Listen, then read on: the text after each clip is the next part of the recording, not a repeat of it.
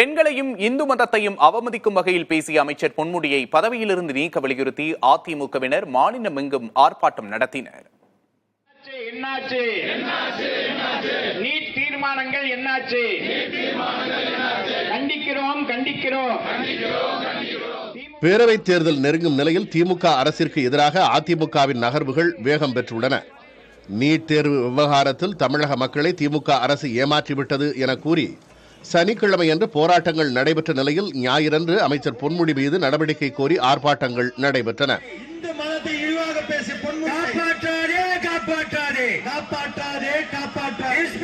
கிருஷ்ணகிரியில் புதிய பேருந்து நிலையம் அருகே அதிமுக துணை பொதுச் செயலாளர் கே.பி. முனுசாமி தலைமையில் கண்டன ஆர்ப்பாட்டம் நடைபெற்றது. இதில் பொன்முடியை அமைச்சர் பதவியிலிருந்து நீக்க கோரி முழக்கங்கள் எழுப்பப்பட்டன.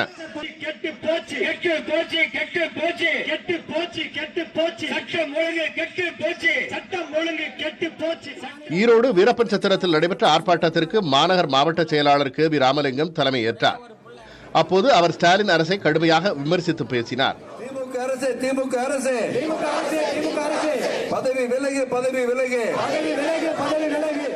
காஞ்சிபுரம் மாவட்டம் சுங்குவார் சத்திரத்தில் நடைபெற்ற ஆர்ப்பாட்டத்தில் 200க்கும் மேற்பட்ட அதிமுகவினர் பங்கேற்றனர்.